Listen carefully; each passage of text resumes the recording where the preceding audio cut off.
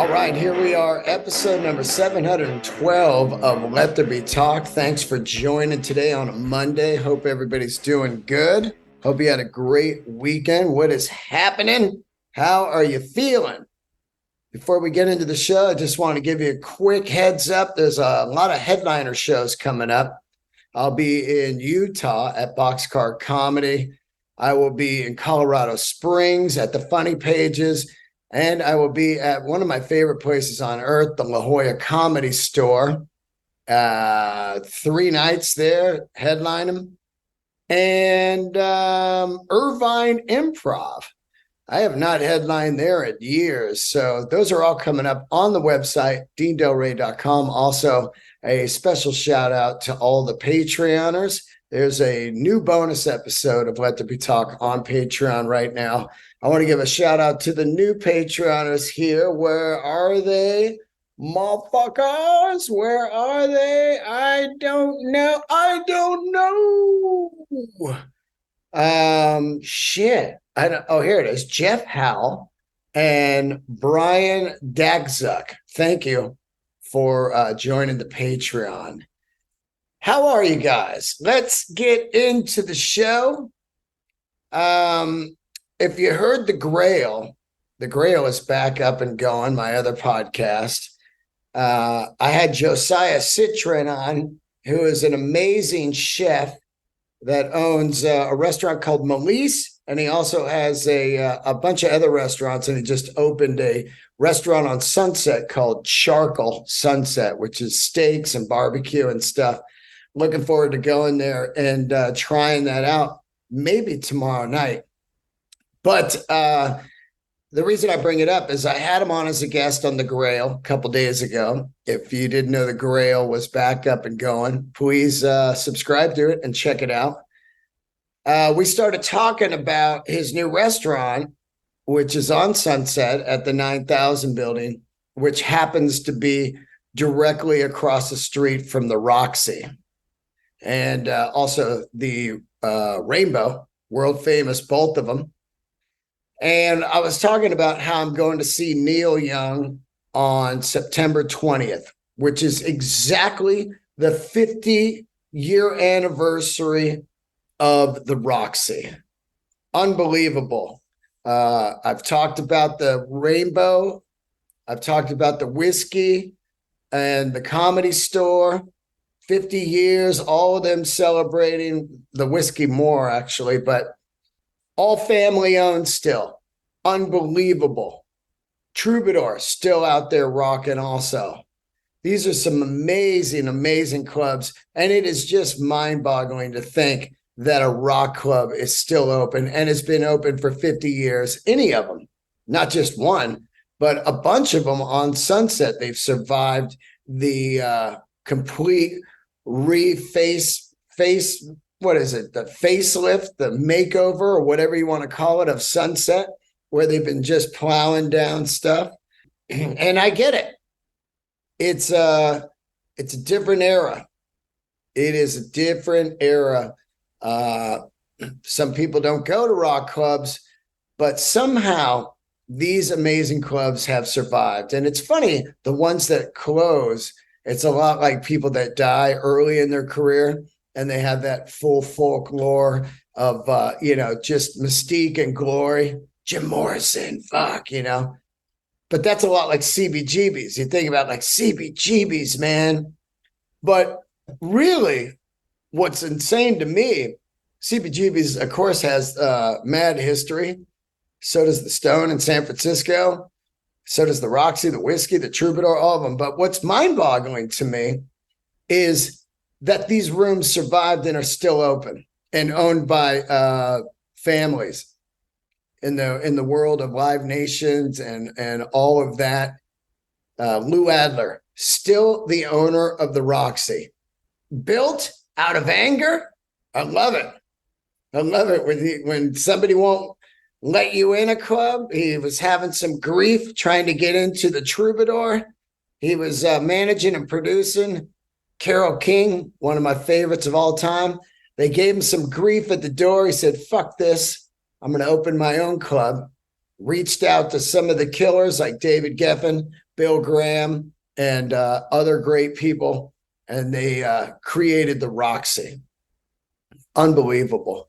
And the Magliera family, they just built this thing and opened it up 50 years ago, September 20th. Neil Young, 3 nights, which becomes the infamous Tonight's the Night kind of, they released the Live at the Roxy, but he was basically playing stuff that would later become Tonight's the Night. It was formerly a strip club.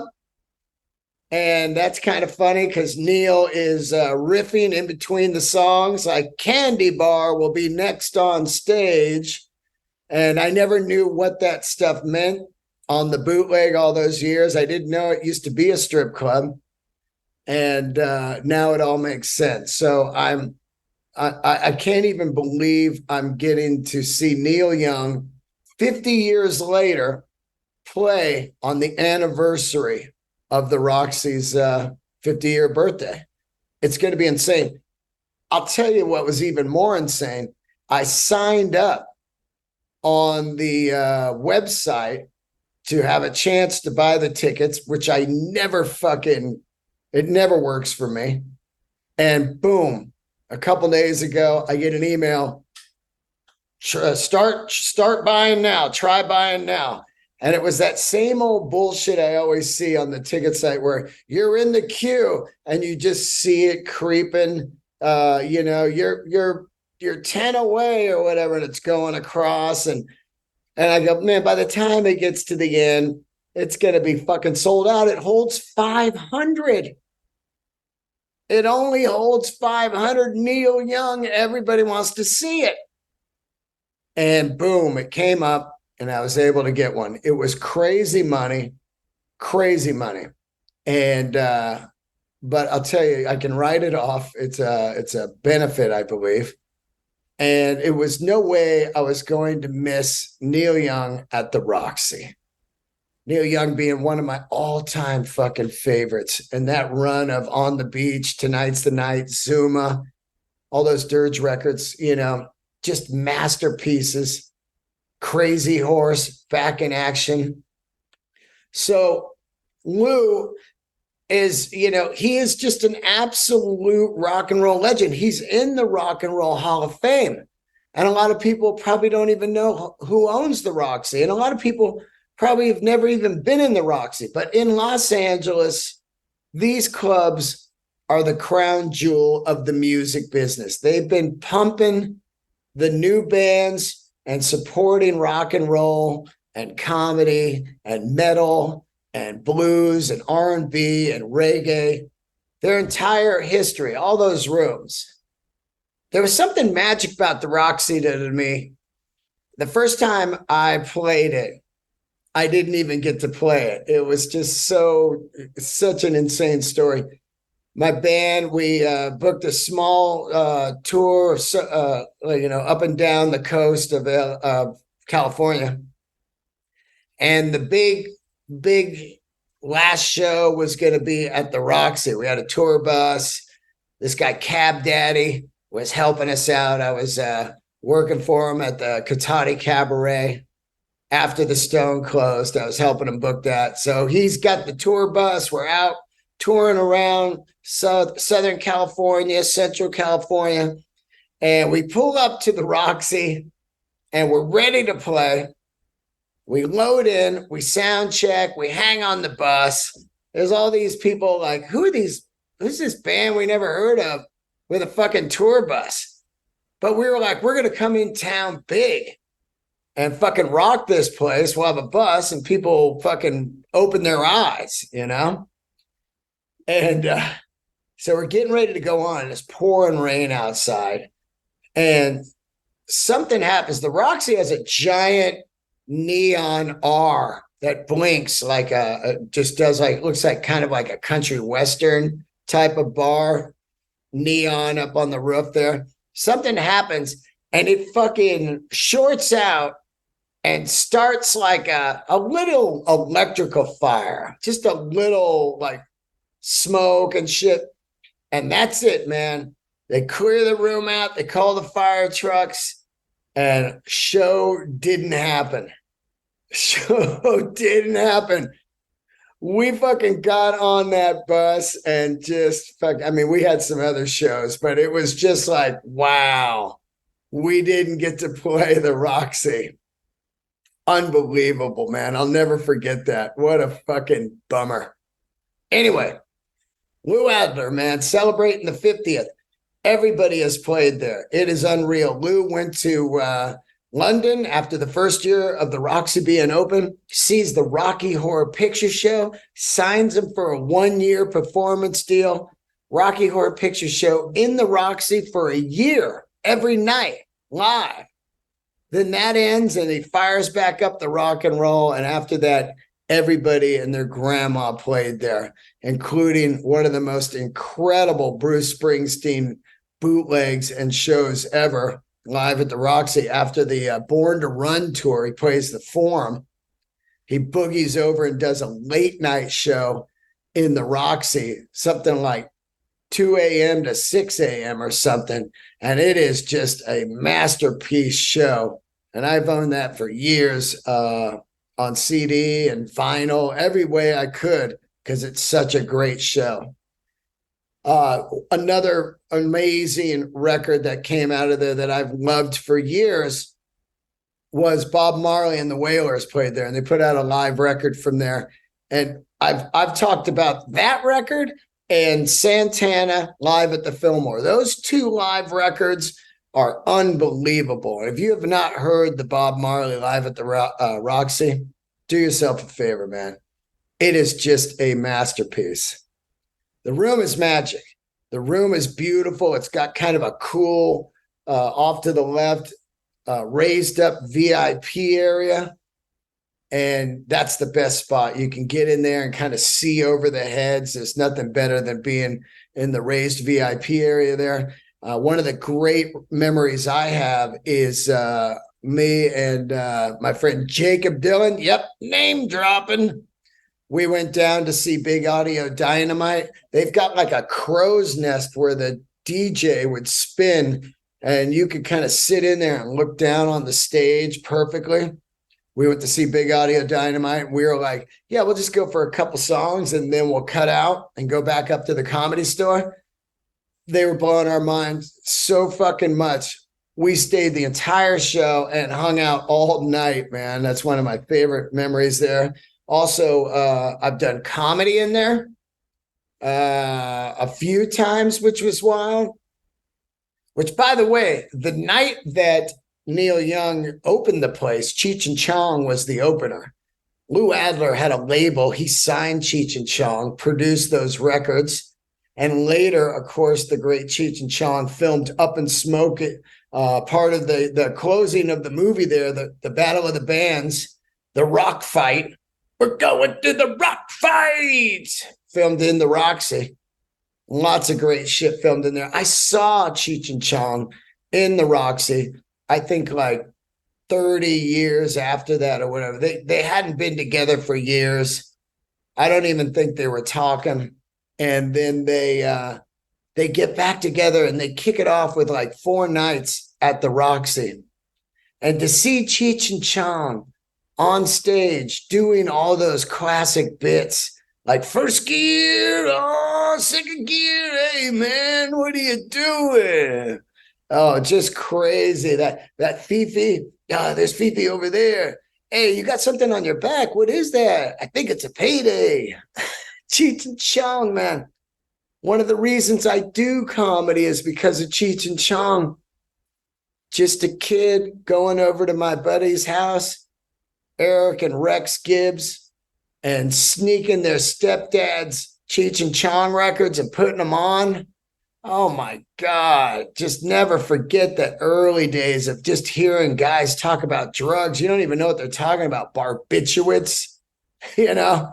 I got some barbiturates and cocaine and hashish, reefer, man. All of that fucking shit, man.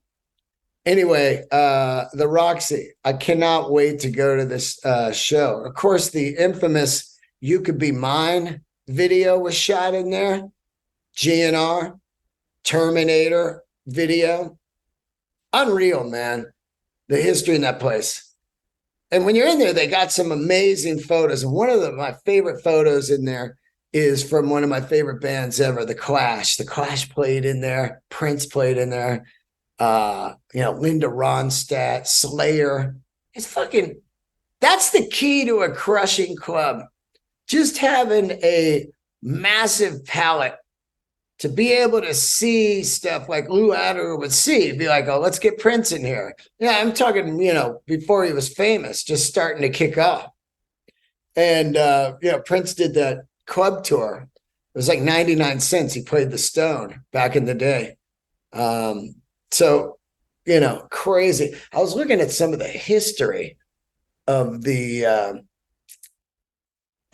infamous Roxy. Of course, you might see Lou Adler, which, by the way, he's 89, and he fucking dresses cool as shit. Talk about an inspiration. I always want to look good, It's like, people are like, they think you get to a certain age, you just got to dress like a dad, just wear like blah, cotton Dockers and, loafers and a button-up shirt or whatever. Fuck that, man. You want to dress fucking to feel good. And I was looking at this recent photo of Lou Adler. He did an interview for the LA Times about the 50th. And he just looked amazing. He was wearing like a badass flannel, some cool frames, and a ski hat. I was like, oh man, that looks like old Dean. That's how I want to look when I look like that now. I look old as fuck now. I feel old as fuck. I feel old, but then I feel great at the same time. It's fucking weird. Sometimes I'm like, oh man, I'm old. I've been around forever. Fuck. I saw the Bullet Boys put up a video for the Love of Money. And they were like, 1,000,000 years ago, we released For the Love of Money. And I watched it and I remembered, oh fuck, I was there. And then I see myself in the video and I remembered, I forgot that, somebody told me about that like 6 years ago. I just forget shit, but I was like, oh yeah, that's right. I was in that video. And if you slow it down, you just see me. I'm like, front row. I drove all the way down because I was friends with the Bullet Boys. We opened for them at the Stone and they're like, hey, we're shooting a video in a couple of days. Come down. And I went some warehouse in LA. I can't even remember. And, it started to make me think like, fuck, I've been around forever. That was like, I don't know, 1988 or something. So fucking long ago. And I just think about, fuck, I'm still alive. 57, man, but it does feel like a long time ago when I saw that fucking Bullet Boys video. And I just thought, I'm still out here in the game. I've had some amazing times and some serious bullshit times. I could do a podcast for 5 years on the bullshit, but that would be so negative. It was like, I just try to ignore the negativity and just enjoy the good shit, And as I was thinking about that Roxy and the fucking electrical fire and shit, I was like, yeah, we didn't play, but you know what? A great fucking memory. A great memory later in your life. Maybe a little fucking chapter in the book,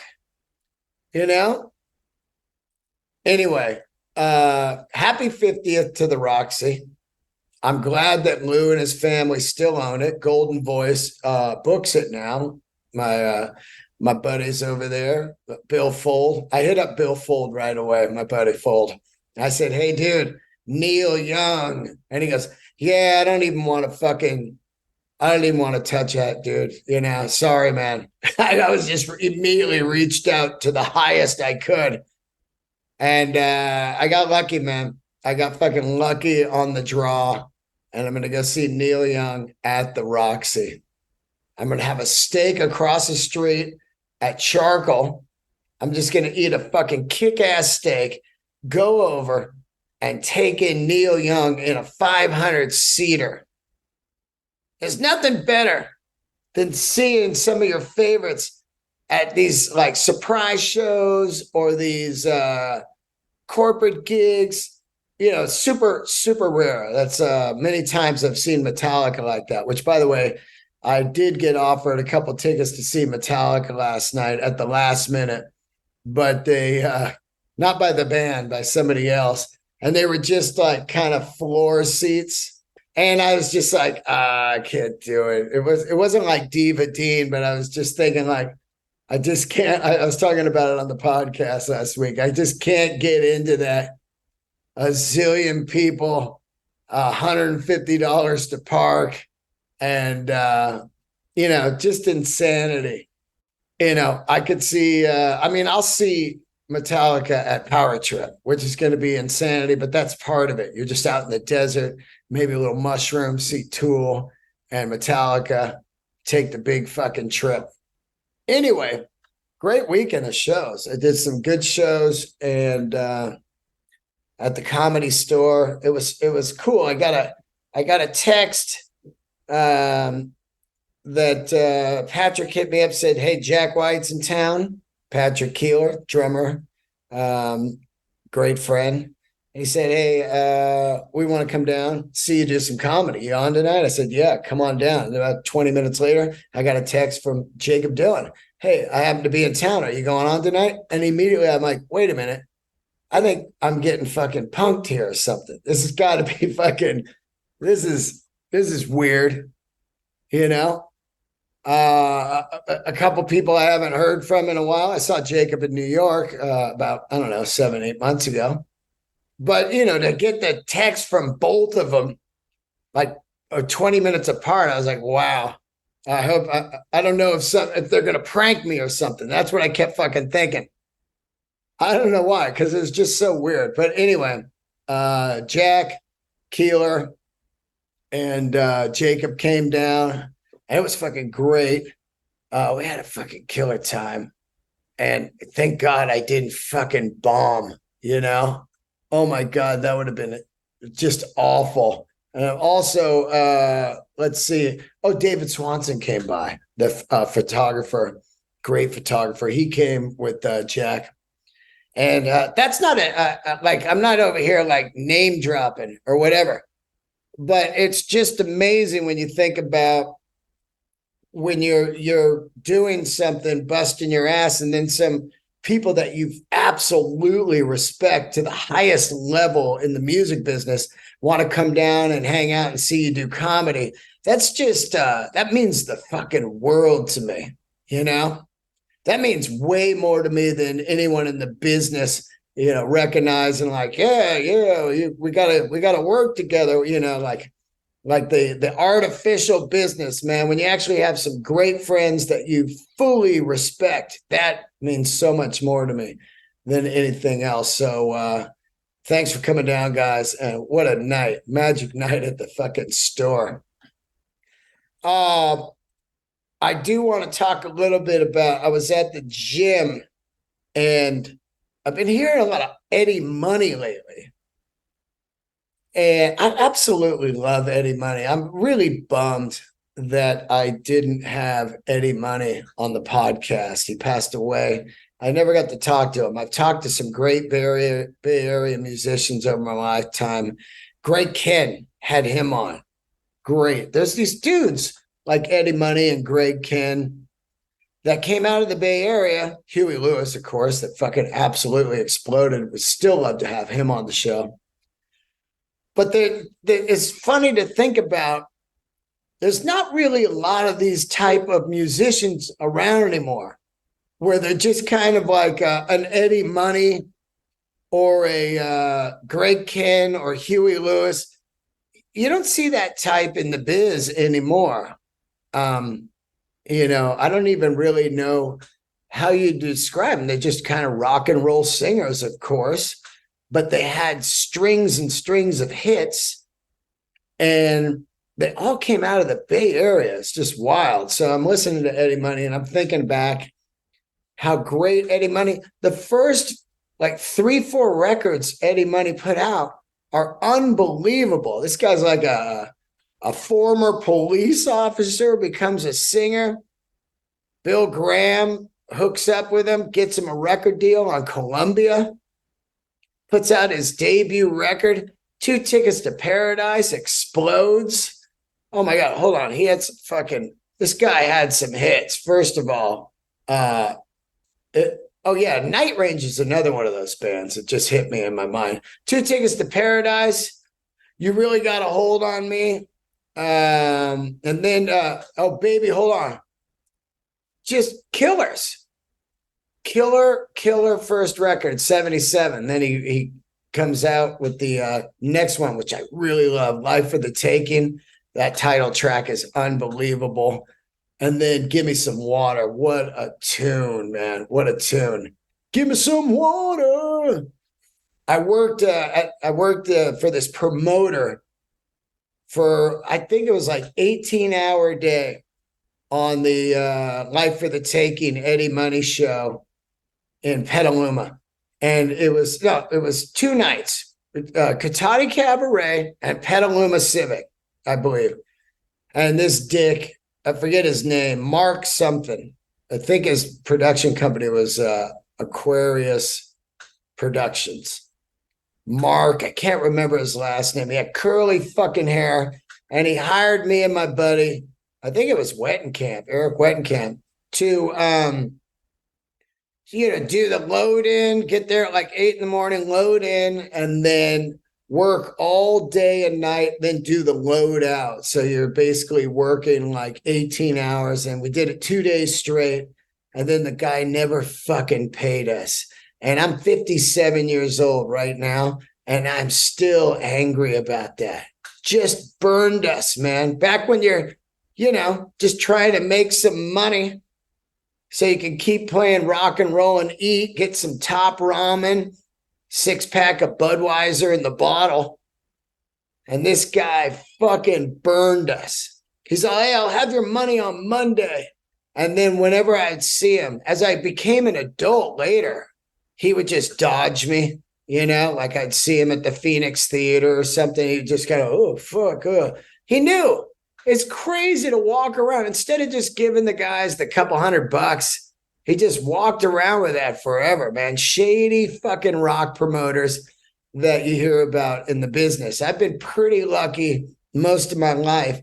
I didn't deal with a lot of shady rock promoters. I think because I didn't get to that level where they could really start ripping you off, the big high level where they're just, doing all kinds of weird, shady shit that you hear about over the years on Let There Be Talk. But, man, what a fucking dick. Anyway, Eddie Money, man. I would love to have just a career like Eddie Money where you had like 6, 7 hits. Remember, he had that one, Be My Lovin' Baby. He had that, Take Me Home Tonight. With Ronnie Spector. He had Shaken. The guy fucking dominated MTV for a long time. I would love to have that kind of career. And then later, towards the end of his career, he had a reality show with his family, The Moneys, I think. I never saw it, but really bummed, man, that we lost Eddie Money and I couldn't get him on. But great music. He wrote those songs. I looked it up because I wanted to make sure. I never really, when you're young, you're not even thinking about, hey, who wrote this? Because when you're young, you see somebody playing, you're like, oh yeah, they got great songs. You're not once going like, did they write them? So that becomes later on in your life. You think about that as you're writing tunes and you're like, man, how'd they write all those great hits? And then you look up a band, you're like, oh, they didn't even fucking write them. These other people wrote them. Desmond Child, Holly Knight, people like that. But Eddie wrote those tunes, man. He wrote all those great fucking hits. And they play them all day long on the radio everywhere. Sirius XM, terrestrial radio, anywhere the FM dial is in the world, they play Eddie Money, man. And I just don't think that he gets enough fucking glory. He had that kind of explosion again with the TV commercial. What was it, for airline tickets or something? 2 Tickets to Paradise. But I feel like, this guy wrote hits, man. He wrote some great songs. I don't even think he's in the Rock and Roll Hall of Fame. I'm almost 100% he's not.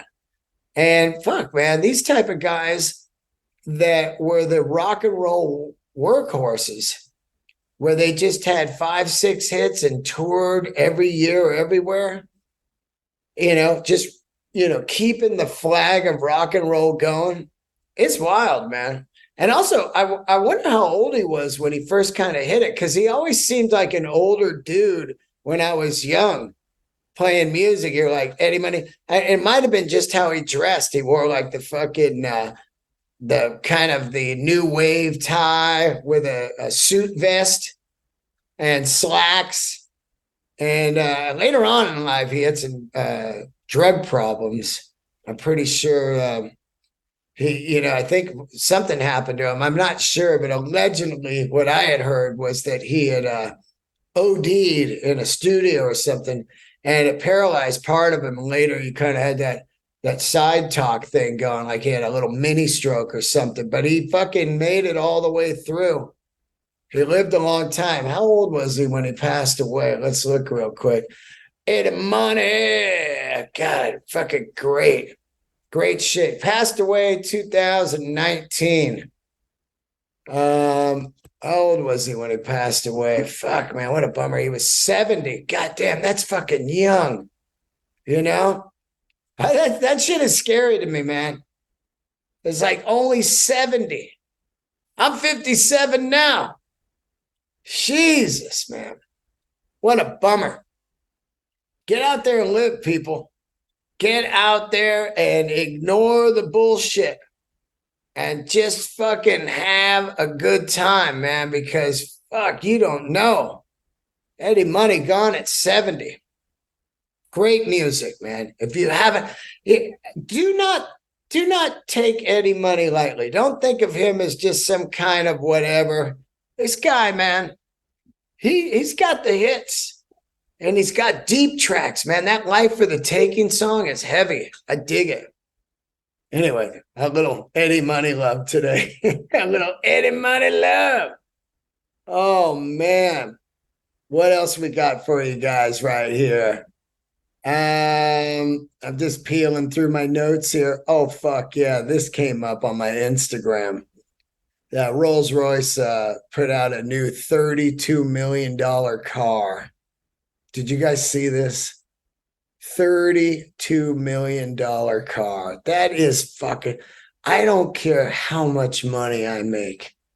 If I made, say, $1 billion, I would not drive a $32 million car.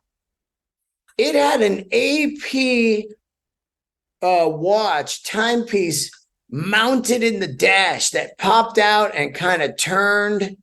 Look, I can fucking enjoy the lunacy of that luxurious lifestyle and seeing something that incredible being made.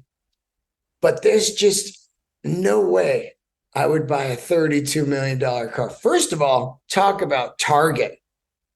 You're seeing all these fucking robberies right now going down, which, by the way, shout out the White Reaper. God damn it, man. These guys are out on the Weezer tour. They stop at a Chick-fil-A in Vallejo, California, and their Sprinter is out there. And while they're eating, they see some guys pull up, break the windows, and steal all their backpacks and luggage. It is fucking getting gnarly out there, man. I don't know how to solve it. Is it going to just go to the Wild West era where you just, people are just getting shot? You see, because they go up to people and they go, hey, man, you're stealing, you're breaking into these cars. And they just fucking ignore and just keep rolling. And before you out there go, yeah, that's what you get, fucking California with your fucking politics. Nah, fuck you. It's all over. It's all over America, man. I see Instagram. I see it. Smash and grabs are going everywhere. Car robberies and man, crazy shit. You got to fucking keep your eyes open out there. People are pumping gas. A car pulls up behind, just opens up their hatch and starts taking all their shit out of there. Fucking crazy, man. I feel awful for White Reaper. I love those guys. Great band. They work hard. It just, they just stop playing rock. It's already hard enough. It's just insane. Anyway, to have a $32 million car, can you imagine? People are just, they're going to know. They're like, that's that $32 million car. Let's just follow him home and rob him, you know? The baller days are over. Like the hip hop baller era of like, showing off everything you have. That shit is over, man. If you want to survive. I was thinking about that TV show, Cribs. Remember that? Where people would invite you over, they would invite the cameras over to show their fucking crib. No way would I do that. Invite someone over to see my one-bedroom apartment. No way. Can you imagine? Just, hey, check this out. Basically, let me give you the layout of my place so you can come rob me while I'm out on tour. That is unbelievable. Back in the day, these musicians, they go, hey, check it out. Here's my car collection. And here's my watch collection. And here's my home studio with all my equipment. Now, come on down and steal it. A $32 million car. Also, that's just the one reason I wouldn't buy a $32 million car. The next reason is people are texting, smoking weed. They're not paying attention. They just fucking smash into you at a light, or they open their door and door ding your shit. You have to be a level of, your wealth has to be the full, I don't give a fuck. Now, I think these cars are going to go to like Dubai, to these big, these Saudi princes and all that. Those type of people that love to buy the most insane watches and cars and everything. And I get it with them because they have absolute fuck you money. They might even get one of those and then, have it painted camouflage just to make it look crazy. But a $32 million car, I don't know, man. Hit me up on the Instagram and let me know, would you buy a $32 million car? First of all, $32 million, I think you could buy all of Detroit for $32 million. Like I would be buying nothing but apartment buildings and homes to rent out so I wouldn't have to ever work again. That's the goal. A friend of mine is out in Maine right now, and we were talking about, we're at that level in our lives where I've turned into my mom, if I win the lottery. And it's like, I've said it before, if you win the lottery, you don't buy a $32 million car, you disappear. You don't ever have to work. You win the lottery, the bullshit is over. And yeah, I've seen the documentary. The people win the lottery and it ruins their life. They spend it all and they're fucking, they're done. But that's just, that's stupidity. $32 million car. No fucking way. No way. But I can, like I said, I can recognize the incredible craftsmanship of it, man. Immediately when they had the AP watch on the dash, I was like, wow. I said that to some friends. I was like, look at this. You got an AP watch on the dash. Unbelievable. If I bought one, I would, I was thinking about what color, maybe I would camo it. I love camo. I love camo. It's kind of ruined now, in this political climate. Camo is kind of ruined, but I love me some camo. Jacques-Marie Mage dropped a rare frame, the frames I wear. They called it Fatigue, and they only made 25 of them. And fuck, man, I wanted it so bad. Sold out instantly. But what a cool looking frame. Just a camouflage frame. Ridiculous. I love giant, weird, different frames. I love it. Somebody was like commenting on my frames on Instagram. Quit trying to be so cool, man. Fuck you. Get the fuck off my feed, you fucking asshole. I love big frames. I've always loved it, man. I love big frames. Elton John, I love his crazy frames. I love Swifty Lazar. He had the big fucking frames. He's a famous agent. I love Casino, giant frames. Robert De Niro. I love that old. Also Uncle June, Sopranos, Run DMC with the Cazelles, all of that. I love the fucking big frames. God, I love frames.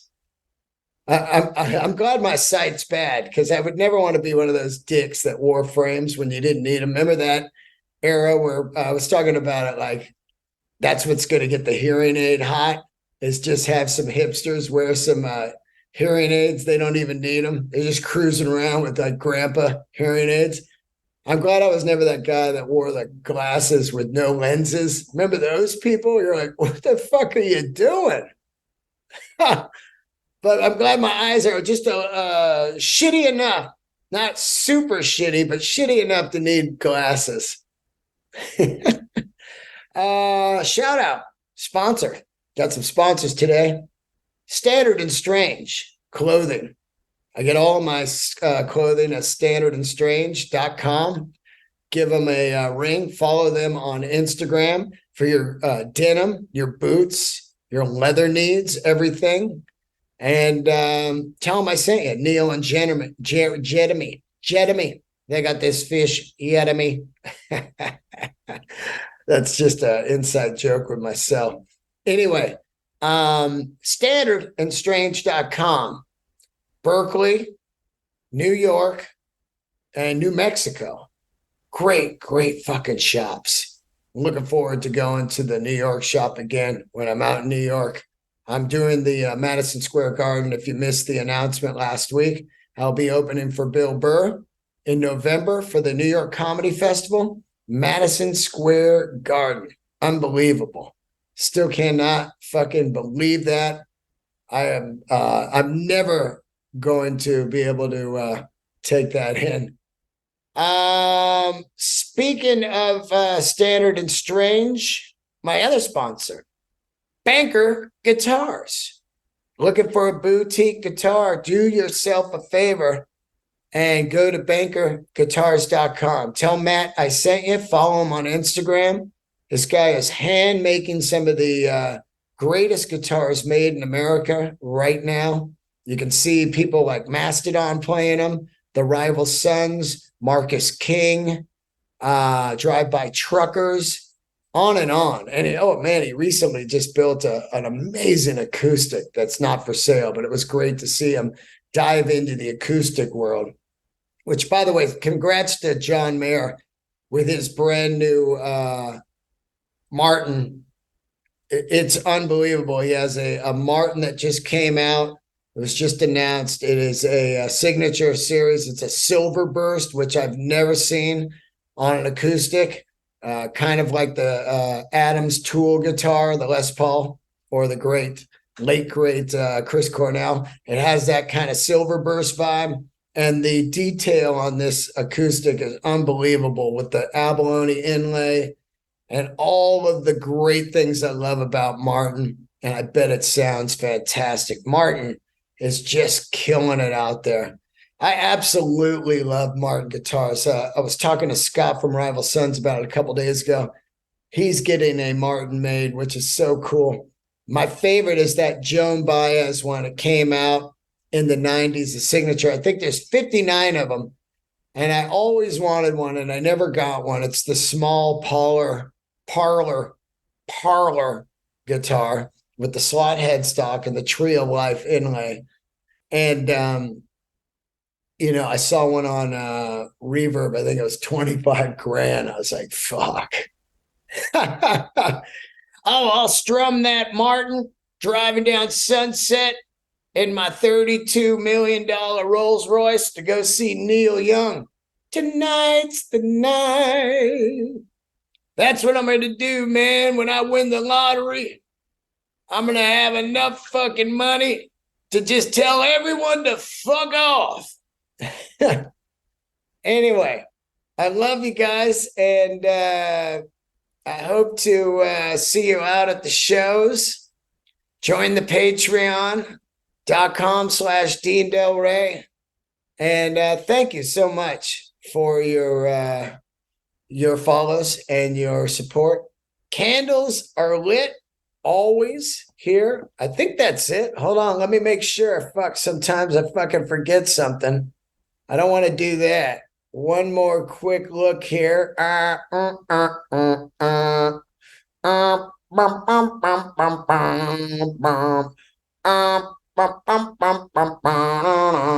that looks like it, guys. I love you. See you later.